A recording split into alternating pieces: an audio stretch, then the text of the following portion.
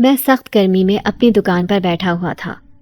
آج بھی کوئی خاص گاہک نہیں آیا تھا اور مجھے ہول اٹھ رہے تھے کہ اگر اس مہینے بھی میں پیسے نہ جمع کر سکا تو دکان اور گھر کا کرایہ کیسے ادا کروں گا۔ جون کی 15 تاریخ تھی اور میرا جسم پسینے سے شرابور ہو چکا تھا۔ اب صبح سے شام ہونے کو آئی تھی مگر کوئی یہاں اس دکان کا رخ ہی نہیں کر رہا تھا۔ ویسے عام طور پر یہاں سے اتنے لوگ نہیں آتے تھے کیونکہ یہ ایک ہائی وے تھا، سیدھی سڑک تھی جو کہ زیادہ تر سنسان ہی رہتی تھی۔ اس کے دوسری طرف ایک گھنا جنگل تھا۔ یہ علاقہ ویسے بھی آبادی سے کافی دور تھا۔ میں نے یہ دکان اسی لیے کرائے پر لی تھی کیونکہ ادھر کرایہ کافی کم تھا۔ شروع میں تو پھر بھی کچھ نہ کچھ آمدنی ہو جایا کرتی تھی مگر اب تو جیسے میرا سارا کاروبار ٹھپ ہو کر رہ گیا تھا۔ میرے اوپر ایک کے بعد دوسری مصیبت آ رہی تھی مگر میں چاہ کر بھی کچھ نہیں کر پا رہا تھا۔ زندگی نے ہر طرف سے میرے گرد اپنا گھیرا تنگ کر لیا تھا۔ میں چاہ کر بھی سمجھ نہیں پا رہا تھا کہ کیسے اپنی اور اپنے گھر والوں کو ایک سکھ بھری زندگی دے سکوں۔ سکون تو جیسے میری زندگی سے روٹھ چکا تھا۔ میری اماں کہتی تھی کہ ضرور مجھے کسی کی نظر بد لگی تھی۔ میں کسی کی شر بھری نظروں کی زد میں آ گیا تھا، اسی لیے وہ کہتی کہ کسی عامل وغیرہ کے پاس چلتے ہیں، مگر میں ہر دفعہ ہی ٹال دیا کرتا تھا کیونکہ مجھے اس سب پر یقین نہیں تھا۔ مجھے لگتا تھا کہ یہ لوگوں کی بنائی گئی من گھڑت باتیں ہیں، ان میں کوئی سچائی نہیں ہے۔ میں اماں کو بھی کہتا تھا کہ ہمارے حالات قسمت کی وجہ سے ایسے ہیں، اس میں کسی کا کیا قصور؟ اگر قدرت کی طرف سے ہم پر مصیبتیں آ رہی تھیں تو اس میں ہم کسی انسان پر کیسے الزام لگا سکتے تھے؟ میں اسی وجہ سے بس اپنے رب سے ہی دعا کرتا تھا، اس سے ہی مدد مانگتا تھا۔ وہ ہی تمام جہانوں کا مالک ہے۔ میں شام کے سائے ہر طرف پھیلتے دیکھ کر دکان بند کرنے کی سوچنے لگا تھا۔ چل بھائی راشد، آج بھی تجھے اسی طرح واپس جانا ہوگا۔ مجھے واپس گھر بھی وقت پر پہنچنا تھا کیونکہ اماں میری راہ تک رہی ہوں گی۔ میں ابھی دکان بند کرنے ہی لگا تھا کہ ایک دم سے مجھے دکان کے باہر کچھ آہٹ محسوس ہوئی۔ میں سمجھا کوئی بلی وغیرہ ہوگی مگر جب تھوڑی دیر بعد کوئی آواز آئی تو چونک گیا۔ وہ ایک چھوٹا سا 5-6 سال کا بچہ تھا جو میری دکان کو دیکھ رہا تھا۔ میں نے اس سے پوچھا کہ بیٹا آپ کو کچھ چاہیے؟ وہ میری بات سن کر خاموشی سے مجھے دیکھنے لگا۔ اس نے منہ سے کچھ نہیں بولا تھا۔ میں نے پھر سے پوچھا کیا ہوا بچے، کیا کچھ لینا ہے؟ مجھے عجیب بھی لگا کہ اتنی رات میں وہ بچہ اس سنسان علاقے میں اکیلا کیا کر رہا تھا۔ یہاں پر پہلے تو اتنے لوگ ہوتے نہیں تھے اور اگر کوئی گزرتا بھی تھا تو ایسے اکیلا تو ہرگز نہیں ہوتا تھا۔ میں نے اس بچے کو خاموش دیکھ کر پھر سے پوچھا کیا تمہارے ساتھ ماں باپ نہیں ہیں؟ ایسے اکیلے کیوں پھر رہے ہو؟ وہ پھر بھی کچھ نہ بولا تو میں نے اس کو پیار سے ایک ٹافی دے دی۔ مجھے یہی لگا تھا کہ شاید وہ کچھ دکان سے لینے آیا تھا مگر اس کے پاس پیسے نہیں تھے۔ مجھے اس پر طرز کے ساتھ ساتھ پیار بھی آیا تھا کیونکہ وہ بہت ہی خوبصورت بچہ تھا، بس شاید کھیل کود کی وجہ سے اس کا لباس میلا ہوا تھا۔ میں نے اس کو ٹافی دی اور پھر دکان بند کر کے مڑا ہی تھا کہ حیران رہ گیا کیونکہ اب وہاں پر وہ بچہ موجود نہیں تھا۔ مجھے حیرت ہوئی کہ ایسے کیسے ایک دم سے وہ غائب ہو گیا تھا، ابھی 1 منٹ تک تو وہ یہیں پر تھا۔ پھر میں سر جھٹک کر دکان بند کر کے جانے ہی لگا تھا کہ پاس ٹھیلے پر ایک سرخ رنگ کا رومال پڑا ہوا دیکھا۔ میں نے وہ اٹھا کر دیکھا، شاید وہ اسی بچے سے گر گیا تھا۔ میں نے وہ رومال اپنے پاس رکھ لیا، یہ سوچ کر کہ اگر دوبارہ وہ بچہ میری دکان پر آیا تو اس کو دے دوں گا۔ پھر میں وہاں سے اپنے گھر آ گیا تھا۔ مجھے پتا تھا کہ گھر میں داخل ہوتے ہی اماں کی فکر بھری آواز سنائی دے گی کہ راشد تو نے آج اتنی دیر کیوں کر دی آنے میں؟ ہمیشہ سے ایسا ہی ہوتا تھا مگر آج جب میں گھر آیا تو گھر میں سناٹا چھایا ہوا تھا۔ اماں صحن میں نہیں تھی۔ میں تیز آواز میں اماں کو بلانے لگا کہ اماں میں آ گیا۔ تھوڑی دیر بعد ہی میری چھوٹی بہن میرے پاس آئی اور کہنے لگی کہ بھائی اماں کو دوپہر سے بہت تیز بخار ہے، وہ کمرے میں ہے اور کسی کو بھی اندر نہیں آنے دے رہی۔ میں کتنی دفعہ کہہ چکی ہوں کہ میرے ساتھ ڈاکٹر کے چلیں مگر ان کا ایک ہی انکار ہوتا ہے۔ میں جلدی سے بھاگا اور اماں سے پریشانی سے پوچھا کہ تجھے ایسے اچانک سے بخار کیسے ہو گیا؟ صبح تک تو تو ٹھیک تھی۔ مگر اس وقت وہ تپ رہی تھی، ان کا چہرہ بخار کی شدت سے لال ہو رہا تھا۔ میں نے ان کو بہت کہا کہ تو چل میرے ساتھ، گاؤں کی کلینک چلتے ہیں، مگر وہ مجھے زبردستی باہر بھیج چکی تھی۔ مجھے ان کی بات سن کر کافی عجیب لگا کہ وہ ایسا کیوں کر رہی تھی۔ کیوں کسی کو اپنے پاس نہیں رکنے دے رہی تھی؟ انہوں نے مجھے بھی کمرے سے یہ کہہ کر باہر بھیج دیا کہ وہ اس وقت اکیلا رہنا چاہتی ہیں۔ میری ساری رات جاگ کر گزری تھی۔ اماں کی فکر میں نے ایک پل کو بھی آنکھ نہیں لگائی تھی۔ میری چھوٹی بہن اپنے کمرے میں چلی گئی تھی کیونکہ اس نے صبح اسکول جانا تھا۔ میں باہر صحن میں ہی چارپائی پر بیٹھا تھا۔ مجھے اماں کے کمرے سے کچھ پراسرار آوازیں بھی آ رہی تھی۔ ایسا محسوس ہو رہا تھا جیسے کوئی اور بھی ان کے کمرے میں موجود تھا، مگر جب میں اندر گیا تھا تو تب تو کوئی نہیں تھا۔ وہاں پر اماں اکیلی ہی تھی اور گھر میں کوئی آیا بھی نہیں تھا۔ صبح ہوئی تو میری آنکھ لگ گئی تھی۔ پھر کچھ دیر بعد مجھے ایسا لگا جیسے کوئی میرے سر پر ہاتھ پھیر رہا ہو۔ میں ایک جھٹکے سے اٹھ بیٹھا۔ سامنے اماں بیٹھی ہوئی تھی۔ مجھے اٹھتا دیکھ کر کہنے لگی، راشد، تو یہاں باہر کیوں لیٹا تھا؟ جا اپنے کمرے میں جا کر آرام کر۔ میں نے جلدی سے اماں سے پوچھا کہ تیری اب طبیعت کیسی ہے؟ تجھے تو بخار تھا رات میں۔ وہ میری بات سن کر بہت نارمل انداز میں کہنے لگی، ارے وہ بس ذرا سا سر درد تھا، تم لوگ ایسے ہی میرے لیے پریشان ہو رہے تھے۔ مجھے اماں کے چہرے پر کل رات کی بیماری کا ذرا سا اثر بھی دکھائی نہیں دیا۔ کل تک تو وہ بخار سے تپ رہی تھی اور اب بغیر کسی دوائی کے ٹھیک ہو گئی تھی۔ میں نے ان سے پوچھا بھی، مگر وہ بہانے سے ٹال گئی اور مجھے دکان پر جانے کا کہنے لگی۔ پھر کچھ دیر آرام کرنے کے بعد میں دکان کے لیے نکل پڑا، مگر سارا راستہ میرا دھیان گھر کی طرف ہی تھا کہ آخر رات اماں کے کمرے سے کس کی آواز آ رہی تھی، کون تھا ان کے کمرے میں۔ اماں ہم سے ضرور کچھ تو چھپا رہی تھی، کوئی ایسی بات جو وہ نہیں چاہتی تھیں کہ ہمیں پتہ لگے۔ میں دکان آ کر بھی وہی سب سوچے جا رہا تھا۔ آج دکان پر میں بیٹھا ہوا تھا جب مجھے کسی بچے کے رونے کی آواز آئی۔ میں نے یہاں وہاں دیکھا مگر کوئی بچہ نہیں تھا۔ مجھے لگا شاید میرا وہم ہو، مگر واقعی میں وہ آواز کچھ دور جنگل سے آ رہی تھی۔ مجھے ڈر لگا کہ کہیں یہ وہی بچہ تو نہیں جو کل رات میری دکان پر آیا تھا۔ اس وقت بھی وہ خاموش تھا، جیسے کچھ کہنا چاہتا ہو مگر اس کو کسی بات کا خوف تھا۔ میں نے اس جنگل میں جانے کا سوچا، مگر میرا دل سوکھے پتے کی مانند لرز رہا تھا۔ اس جنگل کے بارے میں تو بہت سی افواہیں پھیلی ہوئی تھی کہ یہاں پر کچھ کالے سائے آباد ہیں۔ یہاں انسان اسی وجہ سے قدم بھی نہیں رکھتے تھے۔ ہر کوئی ڈرتا تھا کہ وہ بھیانک سائے ہمیشہ کے لیے ان کو قید نہ کر لیں۔ میری اماں بھی مجھے کئی مرتبہ کہہ چکی تھی کہ راشد، تو نے غلطی سے بھی اس جنگل میں نہیں جانا۔ وہ تو چاہتی ہی نہیں تھی کہ میں اس جگہ پر دکان لوں، مگر مجبوری تھی۔ اگر میں اپنا یہ چھوٹا سا کام شروع نہ کرتا تو ہم اسی طرح بھوکے مر جاتے، ہمارے پاس کھانے کو کچھ نہ ہوتا۔ میں دل میں اللہ کا نام لے کر اس جنگل میں داخل ہوا تو ہر طرف گھنے درختوں کو دیکھ کر میرا سر چکرانے لگا۔ یہاں پر ایک عجیب سا شہر تھا، ہر طرف ہو کا عالم تھا۔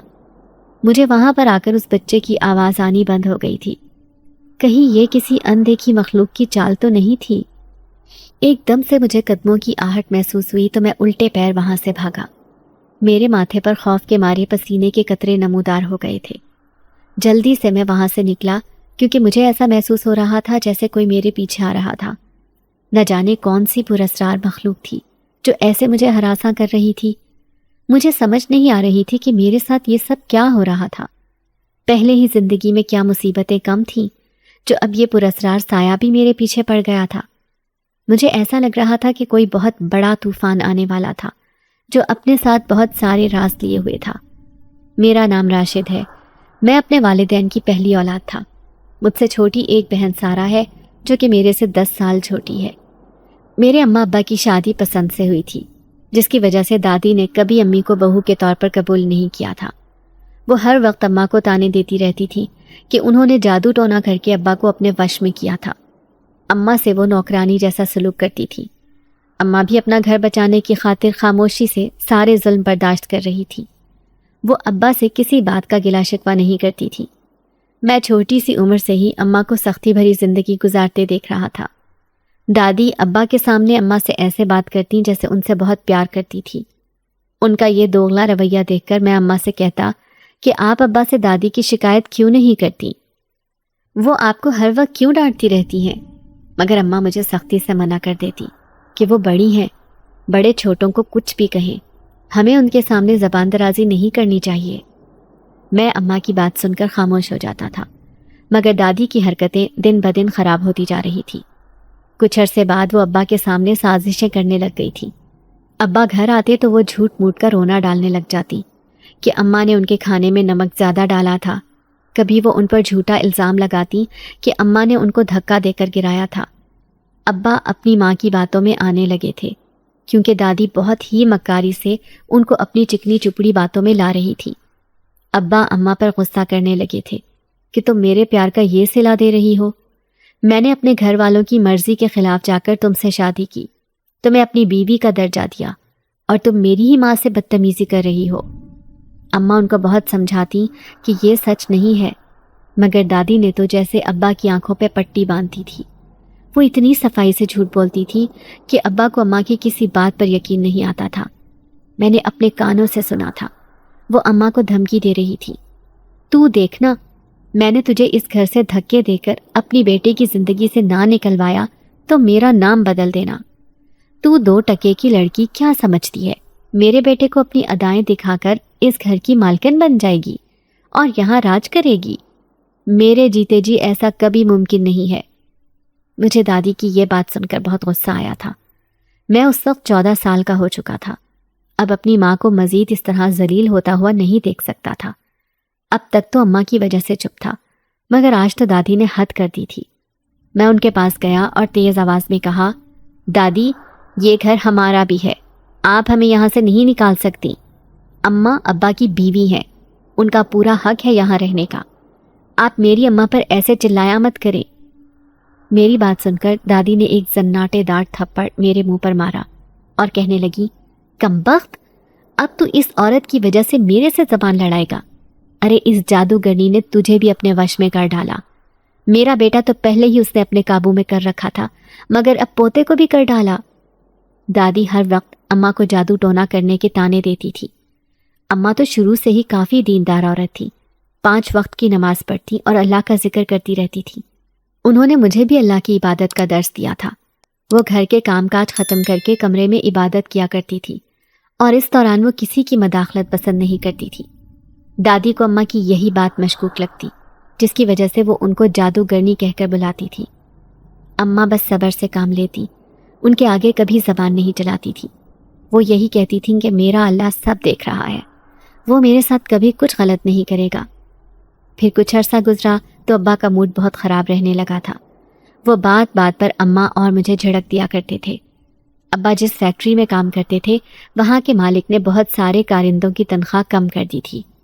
ابا ویسے ہی معمولی سی نوکری کرتے تھے، ان کی تنخواہ 20,000 تھی، جس سے بمشکل ہی سارے گھر کا خرچہ پورا ہوتا تھا۔ اب وہ بھی آدھی ہو گئی تھی، تو ہمارے پاس تو کھانے کے لالے پڑے ہوئے تھے۔ مہنگائی نے اس قدر زور پکڑ لیا تھا کہ ان تھوڑے سے پیسوں سے گھر کا خرچہ پورا نہیں ہو رہا تھا۔ میں نے تو شروع میں اسکول میں 5 جماعتیں پڑھی تھی، مگر جب گھر کے حالات خراب ہونے لگے تو ابا نے میری تعلیم ختم کروا دی تھی۔ دادی مجھے کہتی کہ تو اب باہر نکل کر کوئی مزدوری ڈھونڈ تاکہ گھر میں 4 پیسے آ سکے۔ اماں اس حق میں نہیں تھی کہ میں جگہ جگہ خوار ہوں۔ ابا بھی پریشانیوں کی وجہ سے بیمار رہنے لگے تھے۔ فیکٹری کا مالک ان سے کام بہت زیادہ لیتا تھا اور بدلے میں پیسے بہت ہی کم دیتا تھا، جس سے گزارا نہیں ہو رہا تھا۔ دادی اپنا سارا غبار اماں پر نکالتی کہ یہ سب تیری منحوسیت کی وجہ سے ہو رہا ہے، اگر تو کسی کام کی ہوتی تو آج ہمیں یہ دن نہ دیکھنا پڑ رہا ہوتا۔ میرے بیٹے نے پتہ نہیں تجھ میں ایسا کیا دیکھ لیا جو بیاہ کر لے آیا۔ کتنے خواب دیکھے تھے میں نے کہ اپنے بیٹے کی شادی ایک امیر گھرانے کی لڑکی سے کروں گی، مگر تیری وجہ سے سب خراب ہو گیا۔ میں اپنی ماں پر یہ ظلم ہوتا دیکھ کر وقت سے پہلے ہی بڑا ہو گیا تھا۔ میں نے سوچ لیا تھا کہ اب خود کوئی نہ کوئی کام ڈھونڈ کر پیسے کما لوں گا تاکہ اماں کو یہ اذیت نہ سہنی پڑے، مگر مجھے نہیں پتا تھا کہ ہمارے سر پر ایک بہت بڑی قیامت ٹوٹ پڑے گی۔ ابا ایک دن فیکٹری سے واپس آ رہے تھے کہ ان کی ٹکر کسی گاڑی سے ہو گئی اور وہ موقع پر ہی دم توڑ گئے تھے۔ ابا کی موت نے تو گویا ہمارے پیروں کے نیچے سے زمین کھینچ لی تھی۔ دادی نے ایک کوہرام مچا دیا تھا، وہ چلا چلا کر پورا محلہ اکٹھا کر چکی تھی، اور ابا کے جنازے کے فوراً بعد ہی اماں مجھے اور سارا کو دھکے دے کر گھر سے باہر نکال دیا تھا۔ انہوں نے یہ بھی نہ سوچا کہ ہم کہاں اکیلے جائیں گے، ہمارے پاس تو رہنے کے لیے کوئی ٹھکانہ بھی نہیں تھا۔ اماں نے دادی کی منتیں کی کہ مجھے بے شک نکال دیں، مگر یہ دونوں بچے تو آپ کا اپنا خون ہے، ان کو تو اسی گھر میں رہنے دیں۔ یہ گھر ان کے باپ کا ہے۔ دادی بیٹے کی موت کے بعد اتنی پاگل ہو چکی تھی کہ وہ کہنے لگیں کہ بکواس بند کر، تو ڈائن ہے، تو نے میرا بیٹا مجھ سے چھین لیا۔ جب وہ ہی اس دنیا میں نہیں رہا تو میں ان دونوں کا کیا کروں؟ ویسے بھی یہ تیرے ہی سگے ہیں، آج تک کبھی مجھ سے تمیز سے بات نہیں کی۔ چل جا، دفع ہو جا اور اپنا سارا سامان اس گھر سے لے جا۔ اماں ایک صندوق میں اپنا کچھ سامان رکھ کر مجھے اور سارا کو لیتی نکل گئی تھی۔ ہم اس گھر سے کافی دور آ گئے تھے۔ رات کا وقت تھا، ہر کوئی ہی اس وقت اپنے گھر میں تھا۔ ہمارا تو کوئی تھا بھی نہیں جس سے مدد لے سکتے۔ اماں اپنے بھائی کے گھر ہمیں لے کر آ گئی تھی، مگر وہاں پر ممانی کے تیور دیکھ کر صاف سمجھ آ رہی تھی کہ ان کو ہمارا آنا بہت ہی ناگوار لگ رہا ہے۔ وہ بھی باتوں باتوں میں 2-3 مرتبہ جتا چکی تھی کہ ان کا اپنا ہاتھ آج کل بہت تنگ تھا۔ ایسے میں 3 لوگوں کے لیے روٹی پانی کا بندوبست وہ لوگ نہیں کر سکتے تھے۔ اماں نے ان کے سامنے ہاتھ جوڑے کہ بھابھی، ہمیں بس یہاں پر کچھ دن رہنے کی اجازت دے دیں، پھر ہم کوئی انتظام کر لیں گے۔ میں اگلے دن ہی کوئی مزدوری ڈھونڈنے نکل پڑا تھا۔ اب ایسے ہاتھ پر ہاتھ رکھ کر بیٹھنے سے کچھ نہیں ہونے والا تھا۔ مجھے ہی اپنی اماں کا سہارا بننا تھا۔ میں نے سارا دن لگا کر کام ڈھونڈا مگر کوئی ڈھنگ کی نوکری نہیں ملی۔ میرے پاس کوئی ہنر نہیں تھا اور نہ ہی تعلیم پوری ہوئی تھی، تو کوئی بھی مجھے کام پر رکھنے کے لیے تیار نہیں تھا۔ میں مایوس ہو کر گھر آیا تو اماں نے مجھے اپنے پاس بٹھا کر کہا کہ تو فکر نہ کر میرے بچے، کچھ نہ کچھ بندوبست ضرور ہوگا۔ پھر اماں نے مجھے اپنے پاس جمع کیے ہوئے کچھ پیسے دے کر کہا، یہ میں نے سالوں سے سنبھال کر رکھے تھے تاکہ ضرورت پڑنے پر کام آ سکیں۔ میں نے اماں سے پوچھا کہ میں اتنے پیسوں کا کیا کروں گا بھلا؟ تو انہوں نے مجھ سے کہا کہ ان پیسوں سے تو ایک کرائے کی دکان لے کر اس میں سامان ڈال لے، پھر تیرے اس چھوٹے سے کاروبار سے ہمارا گزارا ہو جائے گا۔ میں نے اپنی اماں کی بات پر عمل کیا، مگر اس علاقے میں دکان کرائے پر لینا بہت مشکل تھا، کیونکہ جتنے پیسے تھے وہ سارے کرائے میں چلے جاتے۔ میں نے پھر گاؤں سے دور ایک سنسان جگہ پر دکان لے لی تھی۔ اماں کو جب پتہ چلا تو انہوں نے مجھے بہت ڈانٹا کہ تجھے کیا ضرورت تھی ویرانے میں جانے کی، مگر پھر میرے منانے پر مان گئی تھی۔ ویسے بھی ہم اماں کے بھائی کے گھر ایسے مفت میں نہیں رہ سکتے تھے۔ ان لوگوں نے ہمیں صاف جواب دے دیا تھا کہ وہ ہمارا خرچہ پانی پورا نہیں کر سکتے۔ مشکلوں سے ہمیں وہاں سر چھپانے کے لیے ایک چھت ملی تھی۔ میں اور اماں چھت پر بنے ایک سٹور روم میں رہنے لگے تھے۔ وہاں پر رہنا بالکل آسان نہیں تھا، کیونکہ بارش کے دنوں میں چھت سے پانی کمرے میں آتا تھا اور پھر ہم پوری رات جاگ کر گزارتے تھے۔ میں دن بھر دکان سے تھکا ہارا آ کر سو جاتا تھا۔ جو پیسہ دکان سے آتا تھا اس سے بمشکل ایک وقت کی روٹی کھاتے تھے، مگر ہم اس میں بھی کوئی گلہ نہیں کرتے تھے۔ ہم اپنے رب کے شکر گزار تھے کہ وہ ہمیں بھوکا نہیں سونے دیتا تھا۔ اماں آج کل کافی پریشان ہوتی تھی، وہ راتوں کو سوتی نہیں تھی۔ میری جب بھی آنکھ کھلتی تو وہ جاگ کر اللہ کا ذکر کر رہی ہوتی تھی۔ ایک مرتبہ میری آنکھ پیاس کی وجہ سے کھلی تو اماں کمرے میں موجود نہیں تھی۔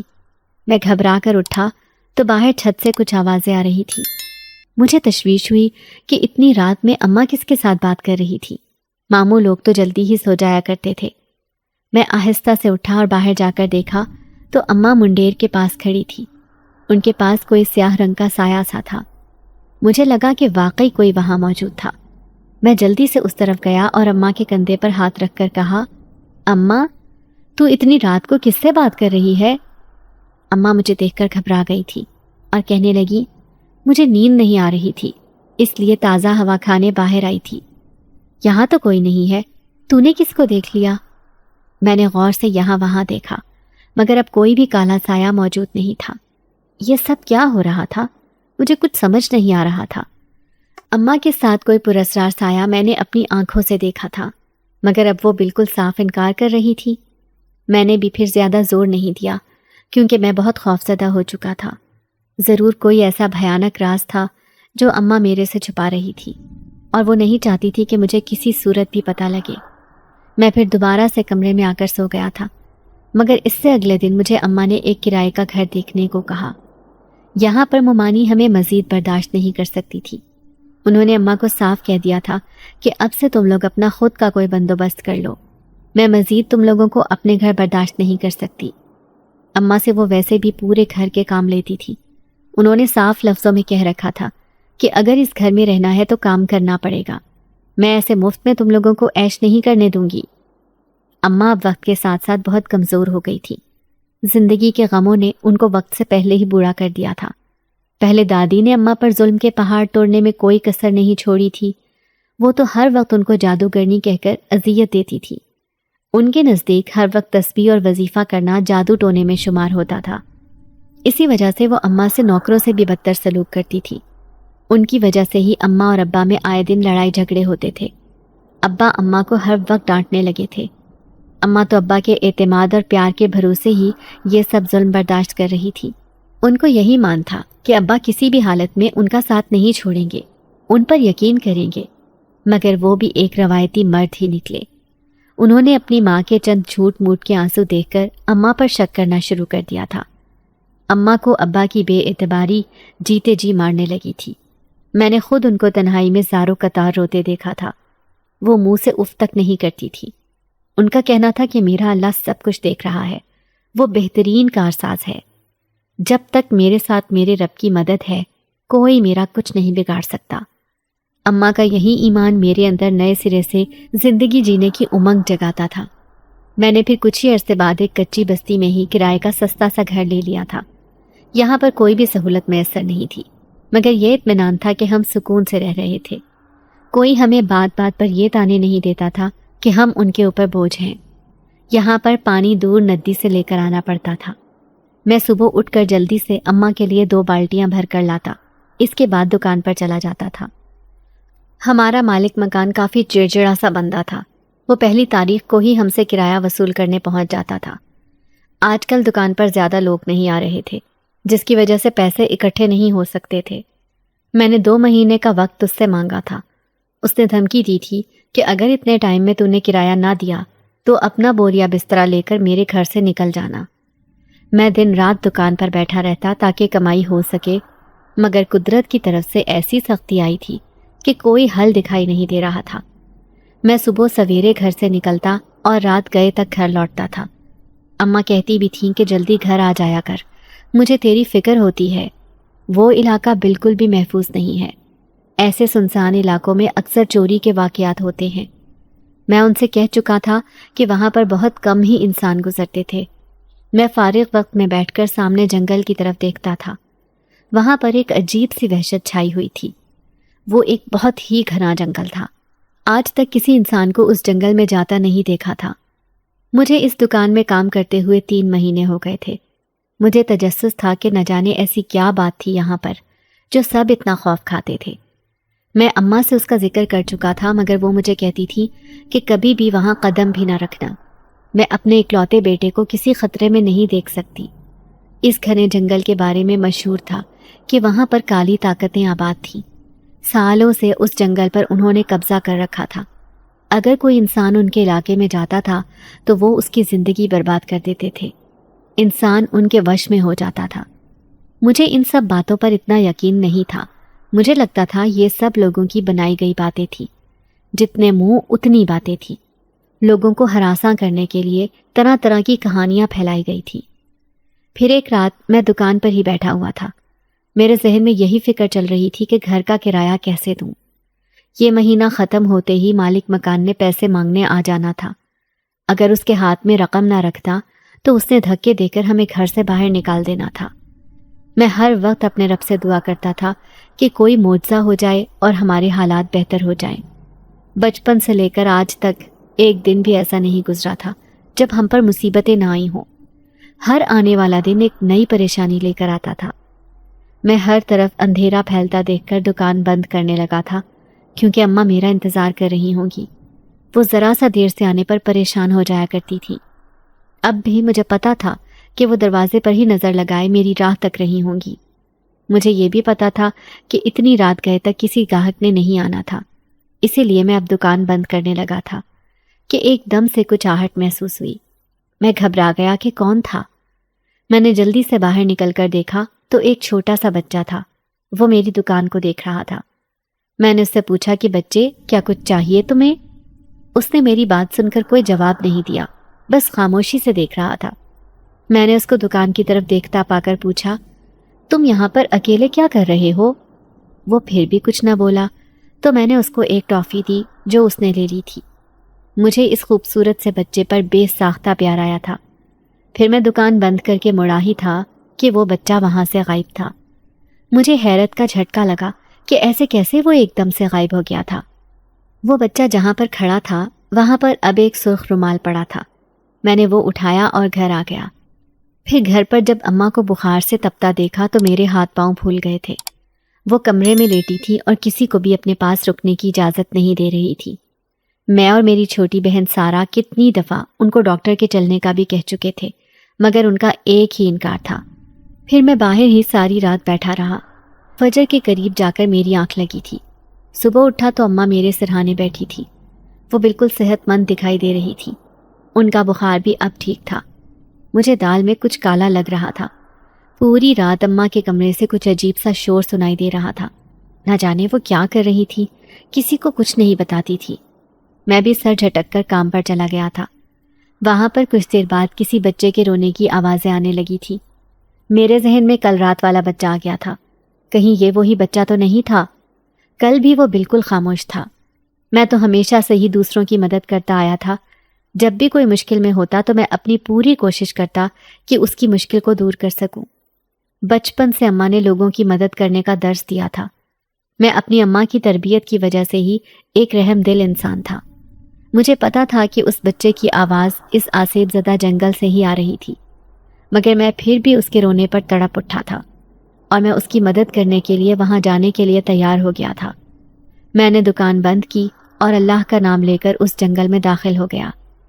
وہاں پر اتنے گھنے درختوں اور پودوں کو دیکھ کر میرا سر گھوم گیا تھا، کیونکہ کچھ سمجھ نہیں آ رہی تھی کہ کس طرف جاؤں۔ اب تو مجھے یہاں اس بچے کے رونے کی آواز آنا بھی بند ہو گئی تھی۔ مجھے کچھ گڑبڑ لگی، کہیں یہ کسی کی بھیانک سازش تو نہیں تھی۔ مجھے اپنے پیچھے کچھ سرسراہٹ محسوس ہوئی تو فوراً سے وہاں سے نکلنے کے لیے الٹے پیر بھاگا، مگر مجھے سمجھ نہیں آ رہی تھی کہ کہاں جاؤں۔ جس راستے سے میں یہاں پر آیا تھا اب مجھے وہ راستہ نہیں مل رہا تھا۔ ہر طرف بس درخت ہی دکھائی دے رہے تھے۔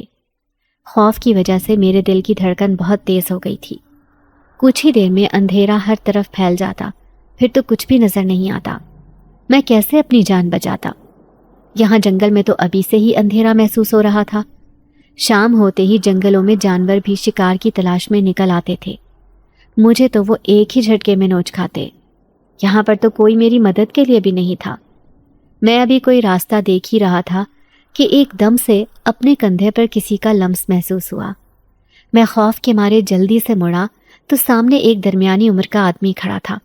اس نے سیاہ لباس پہن رکھا تھا اور ہاتھ میں ایک مشل پکڑ رکھی تھی۔ وہ مجھے گھور کر دیکھ رہا تھا۔ میں نے اس آدمی سے ڈرتے ہوئے پوچھا کہ آپ کون ہیں؟ اس نے میرا سوال سن کر کہا کہ میں یہاں پر ہی رہتا ہوں۔ تم کون ہو اور اس وقت یہاں اس جنگل میں کیا کر رہے ہو؟ میں نے جلدی سے اس کو بتایا کہ میں یہاں کسی بچے کے رونے کی آواز سن کر آیا تھا، مگر اب مجھے واپس جانے کا راستہ سمجھ نہیں آ رہا۔ کیا آپ میری مدد کر سکتے ہیں؟ وہ آدمی کہنے لگا، اس جنگل میں تو کوئی بچہ نہیں ہے۔ سچ سچ بتا، یہاں پر کس مقصد سے آیا ہے؟ میں نے اس آدمی کی غصیلی آواز سن کر اس کو کہا، میں سچ کہہ رہا ہوں، میری اس جنگل کے قریب ہی دکان ہے۔ پھر اس نے کہیں جا کر میری بات کا یقین کیا اور مجھے اپنے پیچھے آنے کو کہا۔ وہ آدمی مجھے مختلف راستوں سے گزار کر باہر لے آیا تھا۔ اس نے مجھ سے پوچھا کہ تمہیں پیسوں کی ضرورت ہے؟ میں نے اس سے بس اتنا کہا کہ مجھے کوئی نوکری چاہیے جس سے میں مناسب آمدنی کما سکوں اور اپنا گھر چلا سکوں۔ وہ آدمی میری بات سن کر کہنے لگا، ٹھیک ہے، اگر تم پیسہ کمانا چاہتے ہو تو روزانہ میری جھگی میں ایک بریانی کی دیگ بنا کر لے آنا، میں اس کے بدلے تمہیں دہاڑی دوں گا۔ میں نے اس آدمی سے پوچھا کہ آپ کہاں پر ہوتے ہیں؟ اس نے بولا کہ اس جنگل میں ہی اس کی جھگی ہے، وہ ادھر ہی ہوتا ہے، مجھے شام سے پہلے بریانی کی دیگ اس تک پہنچانی ہوگی۔ میں مان گیا تھا، کیونکہ اس دکان پر بیٹھ کر تو مجھے کوئی فائدہ نہیں ہو رہا تھا، بس وقت ضائع ہو رہا تھا۔ اس مہینے کے ختم ہونے میں کچھ دن باقی تھے، ایسے میں مجھے کچھ نہ کچھ کام کرنا ہی تھا۔ پھر میں وہاں سے گھر آ گیا تھا اور اگلے دن صبح سویرے جا کر دکان کا سامان بیچ کر اس سے بریانی بنانے کے لیے چاول اور مسالے خریدے۔ اماں نے جب مجھ سے پوچھا تو میں نے ان کو ساری بات بتا دی تھی، بس یہ بات نہیں بتائی تھی کہ وہ آدمی کچھ عجیب سا تھا اور اسی پراسرار جنگل میں رہتا تھا۔ اگر اماں کو یہ بات معلوم ہوتی تو وہ مجھے منع کر دیتی۔ ہمارے حالات ایسے نہیں تھے کہ ان لوگوں کی بنائی گئی افواہوں کی وجہ سے گھر بیٹھ جاتے۔ اس کرایہ دار نے تو مہینے کے آخر میں پیسے نہ ملنے پر ہمیں دھکے دے کر گھر سے نکال باہر کرنا تھا۔ اماں نے جلدی سے بریانی کی دیگ بنا دی تھی، جس کو ایک ریڑھی میں رکھ کر میں جنگل کے پاس لے آیا تھا۔ وہ آدمی کچھ دیر بعد آیا اور مجھے اپنے پیچھے آنے کا بولا۔ میں تو یہ سمجھا تھا کہ مجھے دوبارہ سے اس خوفناک جنگل میں نہیں جانا پڑے گا، مگر ابھی تک اس آدمی نے مجھے دہاڑی نہیں دی تھی، اس لیے ہر صورت اس کی بات ماننی تھی۔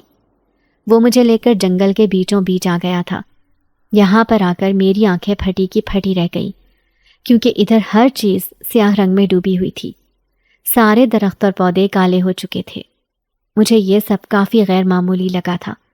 اس آدمی نے مجھے وہ دیگ ایک طرف رکھنے کا کہا اور پھر دہاڑی دے دی تھی، جو کہ 5,000 روپے تھی۔ میں ایک دن کے اتنے بہت سارے پیسے دیکھ کر بہت خوش تھا۔ اس سے اب گھر کا کرایہ آرام سے نکل جاتا۔ میں نے اس آدمی سے کہا کہ کیا اب میں جاؤں، تو اس نے اس بات میں سر ہلایا اور کہا کل سے خود ہی اس جگہ پر دیگ لے کر آ جانا۔ میں نے حامی بھر لی تھی اور وہ پیسے لے کر واپس آ گیا، مگر اس جنگل سے نکلتے وقت میرے پیچھے ایک کالا سایہ دکھائی دے رہا تھا۔ میں پہلے تو اس کو اپنا وہم سمجھ رہا تھا، یہاں پر تو اتنے سارے پیڑ تھے، لیکن پھر کسی اندیکھی مخلوق کی آہٹ بھی محسوس ہوئی، تو مجھے اب سچ مچ میں گھبراہٹ ہونے لگی تھی۔ یہ آدمی جس نے مجھے کام دیا تھا، یہ کوئی معمولی آدمی نہیں لگ رہا تھا۔ اس کے پاس ضرور کچھ طلسماتی قوتیں تھیں۔ اس آدمی نے اتنے بہت سارے چاول بنوائے تھے، اس کا مطلب اس کے ساتھ جھگی میں اور لوگ بھی موجود تھے۔ میں پھر گھر آ گیا تھا، کچھ دیر اماں کے پاس بیٹھ کر باتیں کی، اور پھر رات ہوتے ہی میں اپنے کمرے میں آ گیا تھا۔ میں بستر پر لیٹا ہی تھا کہ میری نظر بے اختیار اپنے تکیے کے پاس پڑے رومال پر گئی۔ یہ وہی رومال تھا جو میری دکان کے باہر اس بچے سے گرا تھا، مگر اس وقت وہ رومال سرخ کے بجائے سیاہ رنگ کا ہو چکا تھا۔ یہ دیکھ کر میرا چہرہ ڈر کے مارے پیلا پڑنے لگا تھا۔ یہ خود بخود کالا کیسے ہو گیا تھا؟ میرے ذہن میں وہ بچہ آیا جو ایک دم سے غائب ہو گیا تھا، اور پھر اس جنگل سے بھی تو مجھے اس کے رونے کی آوازیں آئی تھیں۔ کہیں کوئی مجھے کچھ بتانا تو نہیں چاہتا تھا؟ مجھے واقعی میں ایسا محسوس ہونے لگا تھا کہ جیسے کوئی کسی پریشانی میں تھا۔ میں نے وہ رومال اپنے پاس رکھا اور سونے کے لیے لیٹ گیا۔ نیند میں ہی میری آنکھ کچھ شور شرابے سے کھلی تھی۔ میں جلدی سے اٹھا اور باہر کی طرف بھاگا۔ اماں کے کمرے کی بتی جل رہی تھی۔ میں دبے قدموں گیا اور ان کے دروازے سے کان لگا کر کھڑا ہو گیا۔ آج میں نے سوچ لیا تھا کہ جان کر رہوں گا کہ آخر اماں کرتی کیا تھی۔ مجھے یقین تھا کہ اماں ساری رات عبادت کرتی تھی، مگر ان کے کمرے سے کسی اور کی آواز آتی تھی۔ وہ کون ہوتا تھا؟ میں نے ذرا سا دروازہ کھول کر دیکھا تو سامنے ہی زمین پر اماں بیٹھی ہوئی تھی۔ انہوں نے ایک سفید رنگ کی چادر بچھا رکھی تھی اور ان کے پاس ہی کوئی ہیولا کھڑا تھا۔ وہ اماں سے کہہ رہا تھا کہ جنگل میں شیطانی طاقتیں بہت زیادہ پھیل چکی ہیں۔ 2 دن بعد اماوس کی رات ہے۔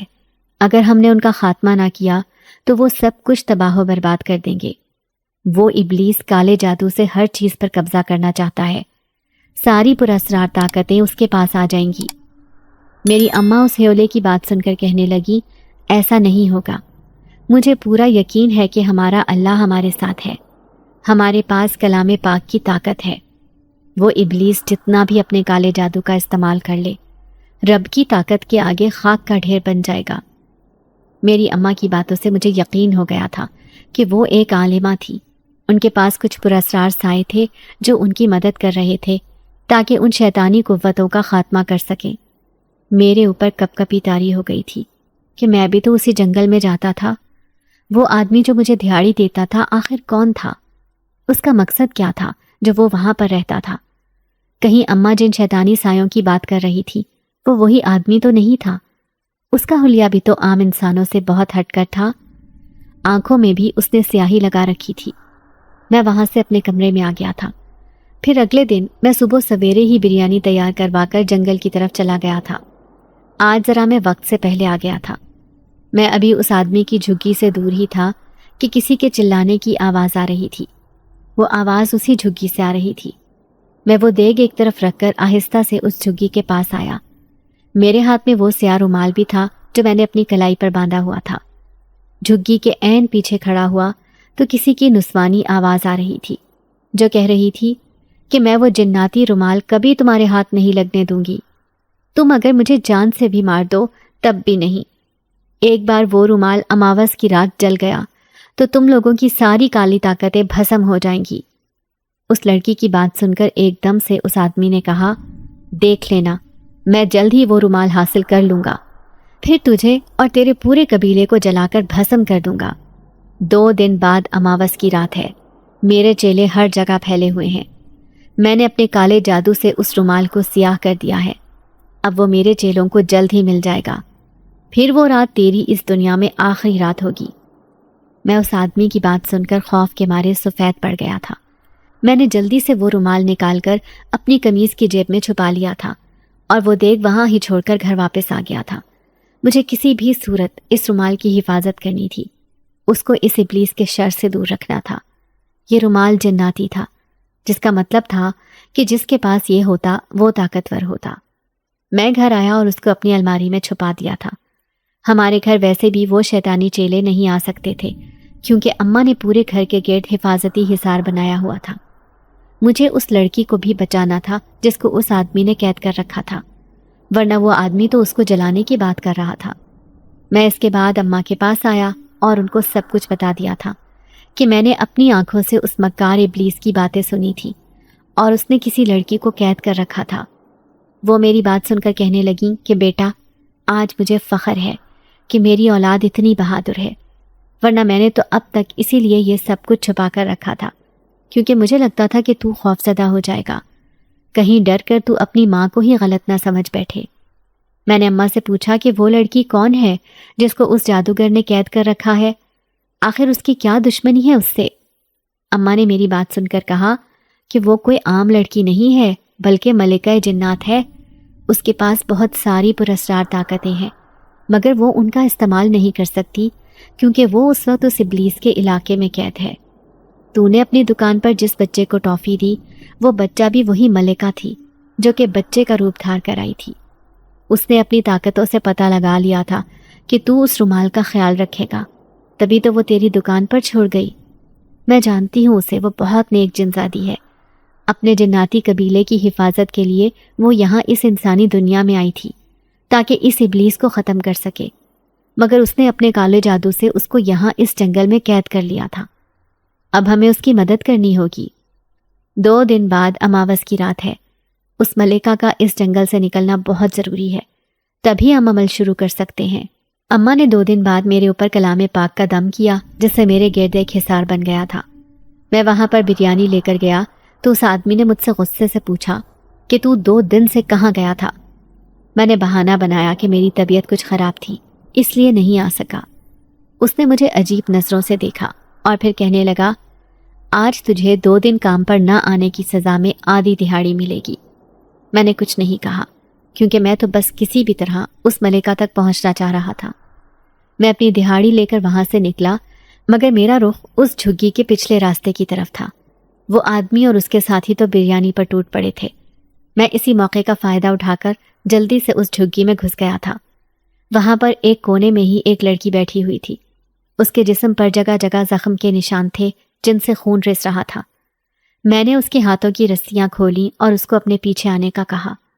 میں نے ملکہ جنات کا ہاتھ پکڑ لیا تھا، اس سے اس کے گرد بھی اماں کا بنایا حصار بن گیا تھا اور وہ آسانی سے اس ابلیس کی قید سے باہر آ گئی تھی۔ جنگل سے باہر آتے ہی میں اس کو اپنے ساتھ اپنے گھر لے آیا تھا۔ اس جن سادی نے اماں کے ساتھ مل کر اماوس کی رات وہ عمل شروع کر دیا تھا جس کی وجہ سے وہ رومال اب پھر سے سرخ رنگ کا ہو گیا تھا۔ ان کا عمل پورا ہوا تو وہ ساری بھیانک طاقتیں ختم ہو گئی تھی۔ وہ ابلیس جل کر خاک کا ڈھیر بن چکا تھا۔ ملکہ جنات میری اور اماں کی بہت مشکور تھی۔ اس نے مجھ سے کہا کہ تمہارا بہت بہت شکریہ، تم نے میری مدد کی اور مجھے اس شیطان کے چنگل سے بچایا۔ اس ملکہ نے انعام کے طور پر مجھے بہت ساری دولت دی، جس کو لے کر میں اماں اور اپنی چھوٹی بہن کو لے کر شہر چلا گیا اور اپنا خود کا کاروبار شروع کر لیا تھا۔